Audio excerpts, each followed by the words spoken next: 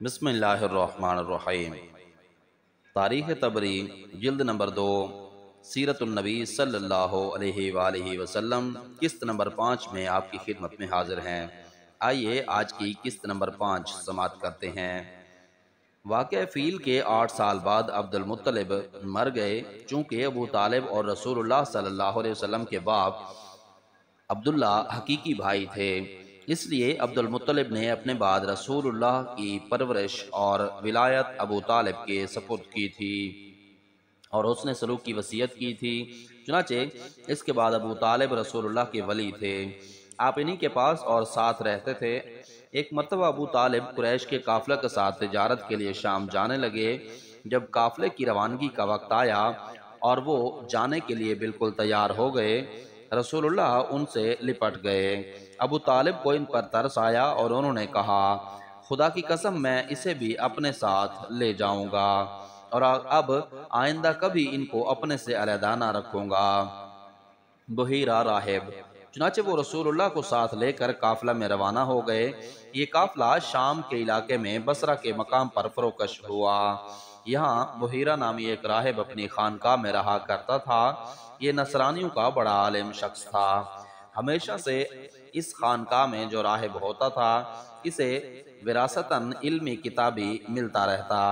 جب قریش کا یہ قافلہ اس سال اس کے ہاں فروکش ہوا، بحیرہ نے ان کے لیے بہت سا کھانا پکوایا، اور یہ اس لیے کہ اس نے اپنے صومعہ میں سے رسول اللہ کو دیکھا تھا کہ اور تمام لوگوں کو چھوڑ کر صرف آپ پر ایک بدلی سایہ فکن چلی آتی ہے۔ جب یہ قافلہ اس کے قریب آ کر ایک درخت کے سائے میں اترا، اس نے اس بدلی کو دیکھا کہ اس نے درخت کی شاخوں کو رسول اللہ پر سایہ ڈالنے کے لیے جھکا دیا ہے، اور اب وہ پورے سایہ کے نیچے فروکش ہیں۔ یہ دیکھ کر بحیرہ اپنی خانقاہ سے اترا اور ان سب کو اس نے اپنے پاس بلا بھیجا۔ رسول اللہ پر نظر پڑتے ہی اس نے آپ کو غور سے دیکھنا شروع کیا، اور ان نشانیوں کی مطابقت کرنے کے لیے جو اسے پہلے سے معلوم تھی، وہ آپ کے جسم کی بعض چیزوں کو بغور دیکھنے لگا۔ جب تمام قافلہ کھانے سے فارغ ہو کر چلا گیا، اس نے رسول اللہ سے ان کی حالت بیداری اور خواب کی کیفیت دریافت کی۔ آپ نے اسے بتانا شروع کیا۔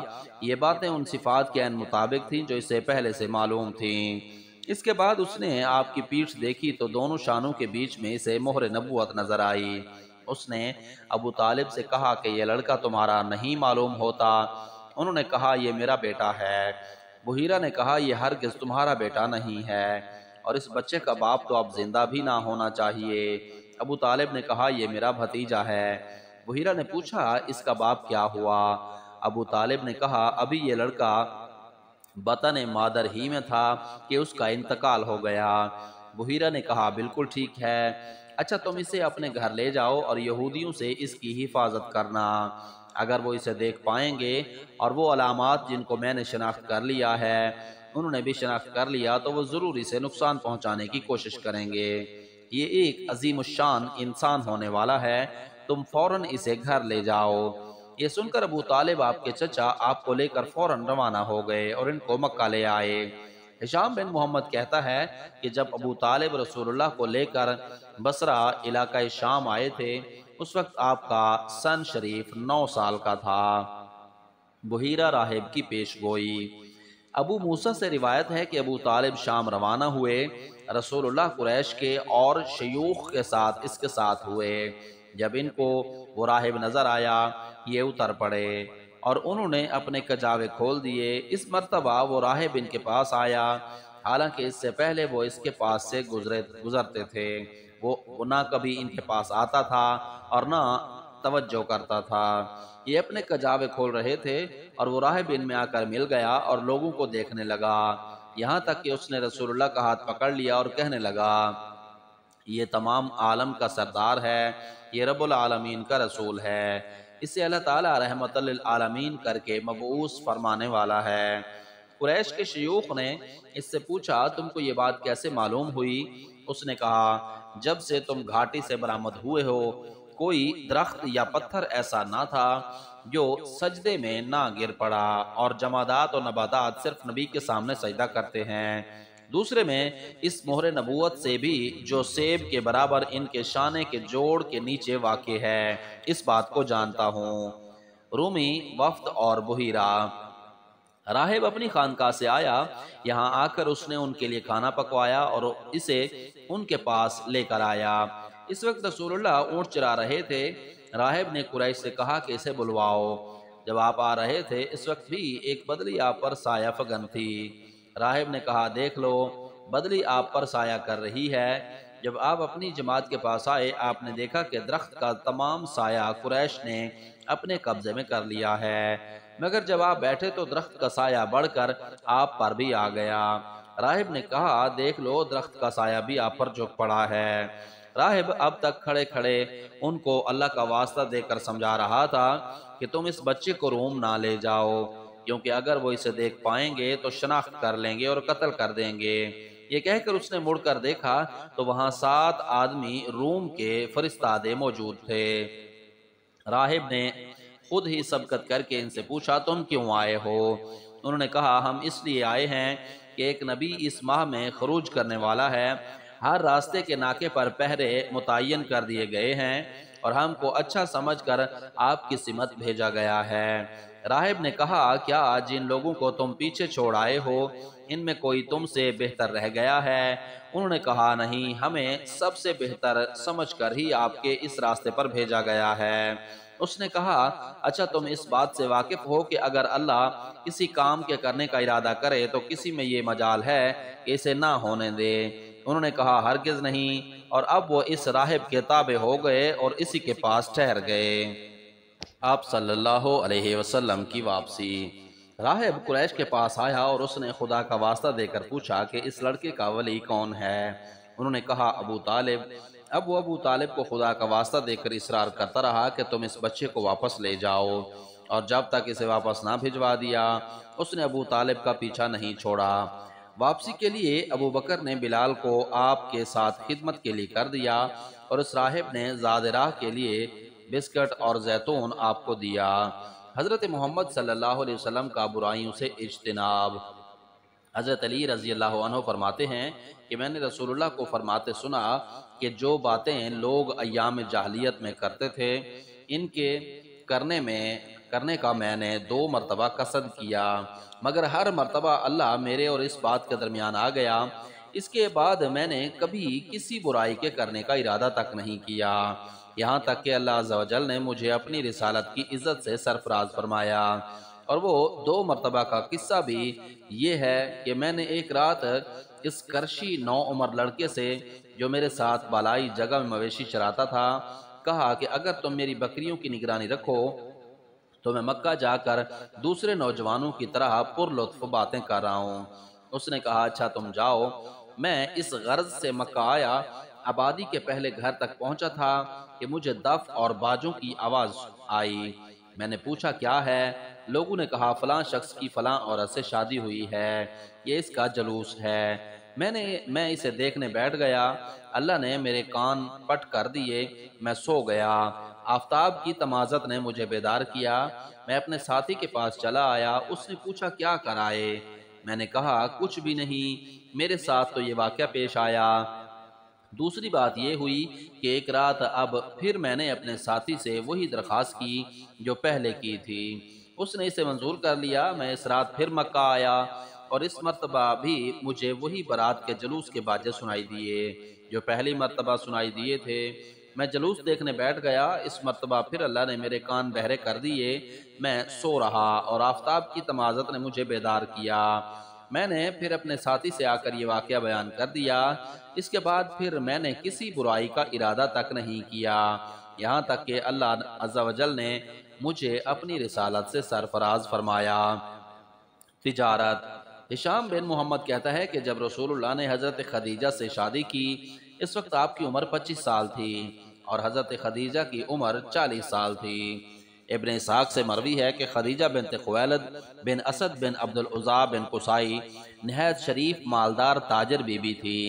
دوسرے لوگ ان کے مال کی تجارت کرتے تھے اور منافع میں سے وہ کچھ ان کو دے دیا کرتی تھیں۔ قریش تاجر قوم تھی۔ جب خدیجہ کو رسول اللہ کی راست گفتاری، امانت اور نیک کرداری کا علم ہوا، انہوں نے آپ کو بلا بھیجا اور درخواست کی کہ آپ میرا مال تجارت لے کر شام جائیں۔ میں اب تک دوسرے تاجروں کو منافع میں سے جس قدر حصہ دیتی تھی، اس سے بہت زیادہ آپ کو دوں گی اور اپنے غلام میسرہ کو ساتھ کر دوں گی۔ آپ نے یہ تجویز منظور فرما لی اور ان کا مال لے کر روانہ ہوئے۔ حضرت خدیجہ کا غلام میسرہ بھی ساتھ ہو گیا۔ دونوں شام آئے اور ایک راہب کی خانقاہ کے قریب ایک درخت کے سایہ میں فروکش ہوئے۔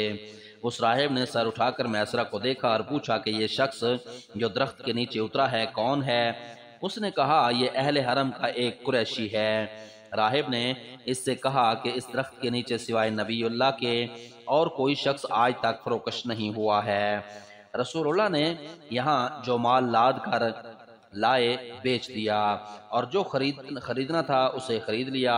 آپ مکہ واپس پلٹے، میسرہ ہمراہ تھا۔ ارباب سیر بیان کرتے ہیں کہ دوپہر اور سخت گرمی کے وقت میسرہ دیکھتا تھا کہ آپ اونٹ پر ہوتے ہیں اور دو فرشتے آ کر آپ کو تمازت آفتاب سے بچانے کے لیے سایہ کر لیتے ہیں۔ آپ خدیجہ کے پاس مکہ آئے، انہوں نے اس مال کو جو آپ شام سے لائے تھے بیچا تو اس سے دو چند یا قریب دو چند کے نفع ہوا۔ حضرت خدیجہ سے حضرت محمد کا نکاح۔ میسرہ نے حضرت خدیجہ سے راہب کا قول بیان کیا اور جو آپ پر فرشتوں کو سایہ کرتے دیکھا تھا وہ بھی کہا۔ خدیجہ ایک تجربہ کار، ہوشیار اور شریف بی بی تھی، نیز اللہ نے ان کی قسمت میں اور بھی کرامت اور سعادت مقدر کی تھی۔ یہ سن کر انہوں نے رسول اللہ کو بلایا اور ان سے کہا اے میرے ابن میں تمہاری قرابت، شرافت، نسب، امانت، حسن اخلاق اور راست بازی کی وجہ سے تمہاری گرویدہ ہوں۔ میں تمہارے ساتھ شادی کرنا چاہتی ہوں۔ خدیجہ اس زمانے میں قریش میں سب سے زیادہ نجیب، شریف اور دولت مند خاتون تھیں۔ ان کی تمام قوم ان وجوہ سے ان سے شادی کرنے کی متمنی تھی۔ جب انہوں نے رسول اللہ سے شادی کی خواہش ظاہر کی، آپ نے اپنے چچاؤں سے اس کا ذکر کیا۔ حضرت حمزہ بن عبد المطلب آپ کے چچا آپ کے ہمراہ خویلد بن اسد کے پاس گئے اور اس سے شادی کا پیام دیا۔ انہوں نے حضرت خدیجہ کی رسول اللہ سے شادی کر دی۔ ابراہیم کے علاوہ آپ کی تمام اولاد زینب، رقیہ، ام کلثوم، فاطمہ، قاسم انہی کے نام سے آپ کنیت کرتے تھے، اور طاہر اور طیب حضرت خدیجہ کے بطن مبارک سے ہوئے۔ قاسم، طاہر اور طیب عہد جاہلیت ہی میں مر گئے، البتہ آپ کی تمام صاحبزادیوں نے اسلام کا عہد پایا اور وہ مسلمان ہوئیں اور انہوں نے آپ کے ساتھ ہجرت کی۔ ایک غلط روایت ابن شہاب الزہری اور دوسرے اہل مکہ نے بیان کیا ہے کہ حضرت خدیجہ نے رسول اللہ اور ایک دوسرے قریشی کو سامان تجارت دے کر 100 کے حباشہ کو جو تہامہ میں واقع ہے بھیجا تھا، اور خویلد نے ان کی شادی رسول اللہ سے کی، اور مکہ کی ایک مولدہ غیر عرب عورت نے یہ رشتہ لگایا تھا، مگر واقعی اس کے متعلق کہتا ہے کہ ہمارے نزدیک یہ بیان بالکل غلط ہے۔ اس طرح کا غلط واقعہ لوگ یہ بھی بیان کرتے ہیں کہ خود خدیجہ نے رسول اللہ کو شادی کا پیام دیا تھا۔ یہ ایک نہایت شریف بی بی تھی۔ قریش کا ہر شخص ان سے شادی کرنے کا خواہش مند تھا اور اس کے لیے انہوں نے بہت سا روپیہ بھی صرف کیا تھا۔ پھر خدیجہ نے اپنے باپ کو بلا کر اتنی شراب پلائی کہ وہ بالکل مدہوش ہو گیا۔ انہوں نے ایک گائے بھی ذبح کی، خوشبو لگائی اور کیا ہوا حلہ زیب تن کر کے رسول اللہ کو ان کے چچاؤں کے ساتھ بلا بھیجا۔ وہ خدیجہ کے ہاں آئے، ان کے باپ نے رسول اللہ سے ان کی شادی کر دی، مگر جب ہوش میں آیا تو کہنے لگا کہ یہ گائے کیوں ذبح ہوئی ہے، یہ خوشبو کیوں لگائی گئی اور یہ اعلیٰ لباس کیوں پہنایا گیا۔ خدیجہ نے اس سے کہا تم نے مجھے محمد بن عبداللہ سے بیاہ دیا ہے؟ اس نے کہا ہرگز نہیں، میں کیوں کرنے لگا تھا، قریش کے اکابر نے تمہارا پیام دیا مگر میں نے منظور نہیں کیا۔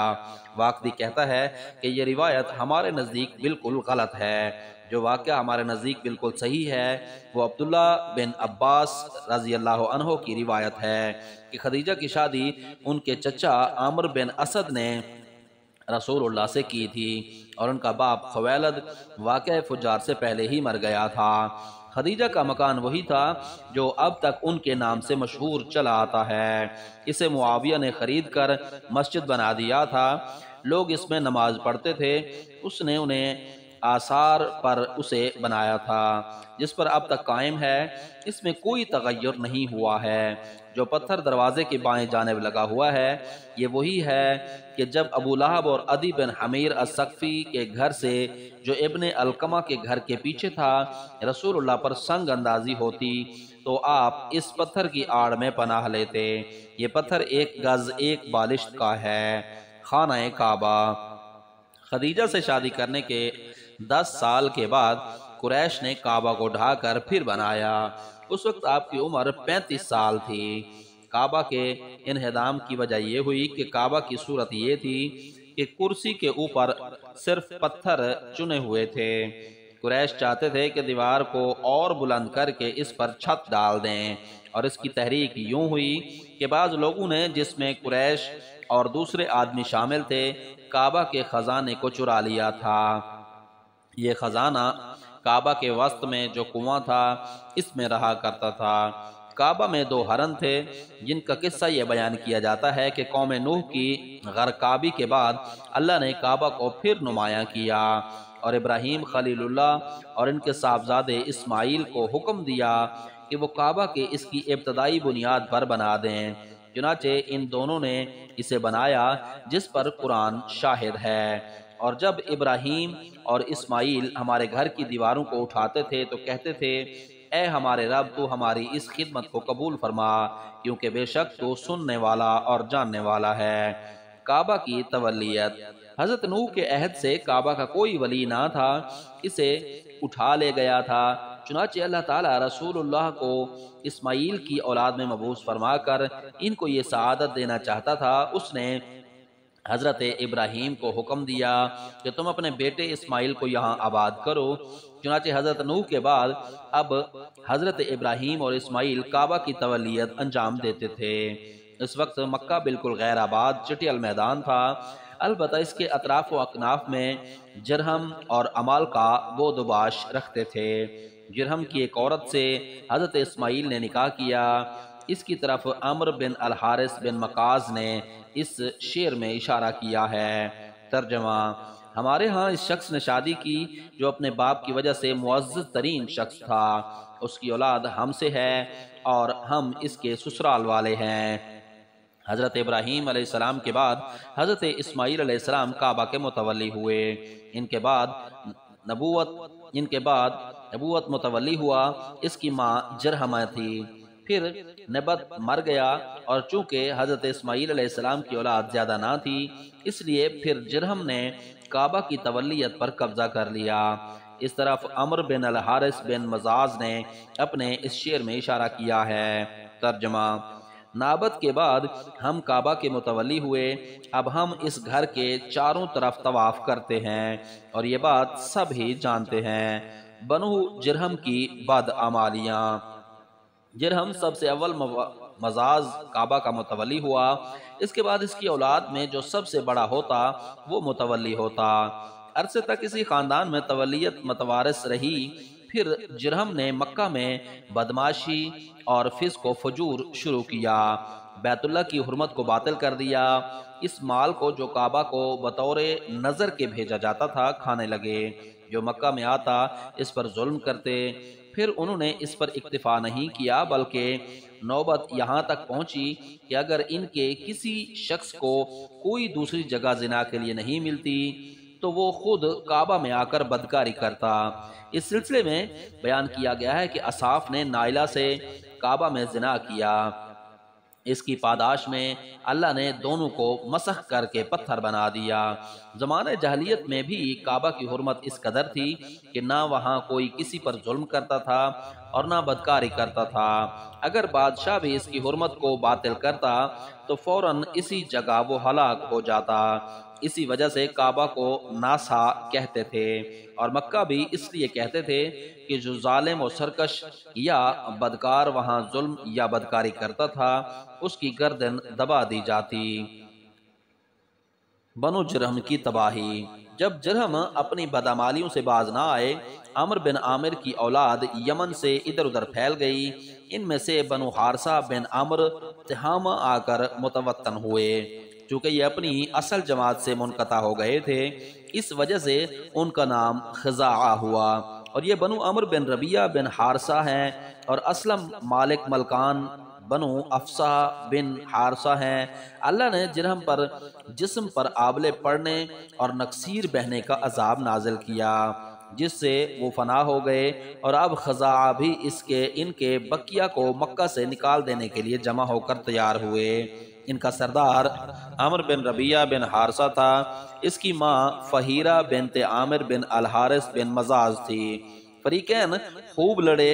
جب عامر بن الحارث نے محسوس کیا کہ اسے شکست ہوگی، وہ کعبہ کے دونوں غزالوں اور رکن کے پتھر کے پاس توبہ کرنے آیا۔ وہ کہہ رہا تھا، اے اللہ، جرہم تیرے بندے ہیں، اور لوگ تو نوزائیدہ ہیں، اور وہ تیرے پرانے ہیں، قدیم سے انہوں نے تیرے شہر آباد کیے ہیں۔ مگر جب اس کی توبہ قبول نہ ہوئی، اس نے وہ دونوں ہرن اور حجر الرکن زمزم میں ڈال دیے اور اوپر سے مٹی ڈال دی۔ اس لڑائی کے بعد جو جرہم بچے وہ جہنیہ کی سرزمین پر چلے گئے۔ یہاں ایک بڑے زبردست سیلاب نے ان کو آ لیا اور وہ سب کو بہا لے گیا۔ اسی طرح امیہ بن السلط نے اپنے شعر میں اشارہ کیا ہے۔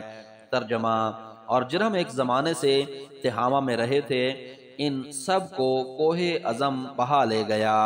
جرہم کے بعد عمر بن ربیعہ کعبہ کا متولی ہوا۔ بنو قصائی کہتے ہیں کہ عمر بن الحارث الغیسانی کعبہ کا متولی ہوا، اور اس نے اپنے اس شعر میں اظہار کیا ہے۔ ترجمہ: جرہم کے بعد ہم بیت اللہ کے ولی ہوئے تاکہ اسے ہر ظالم اور بے دین سے بچا کر آباد رکھیں۔ اس کا قول تھا، آخرت کے لیے عمل کرو اور ضروریات دنیا سے بے فکر رہو۔